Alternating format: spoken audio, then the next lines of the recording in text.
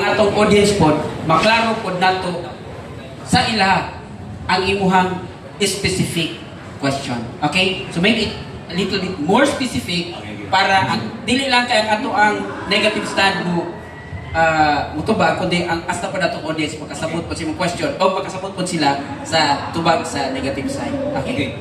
Kaina nangutana sa perminti sa ko about sa litra por litra.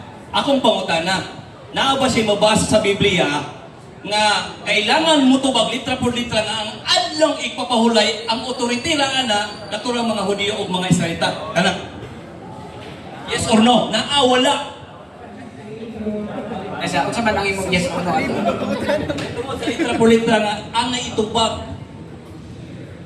Buti mo pasabot nga ang letra por letra. Mo man yung isgutan niya ganyan, moderator. Ako clarification moderator ha. Sige. Tanan nga akong stand gay na puro litra por litra namin mabasa sa Biblia, 70 Adventist. So karon akong ibalik siya ang pangutana. Naabay mabasa sa Biblia nga litra por litra. Nga diin kini adlong ipapahulay. Maura ang itawag nga litra por litra nga diin ang Hudiyo ug Israel. Yes or no? Litra por litra nga Atong i-clarify mo question ha. Naabay mabasa litra por litra nga ang kaning adlaw ipapahulay Hudiyo ra o Israelita ra. Critically based critical reading, yes. Okay.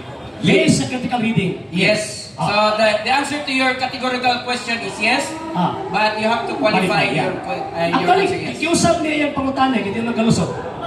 Kiusap niya eh. So, may mabasa pa daw ko sa Biblia nga ang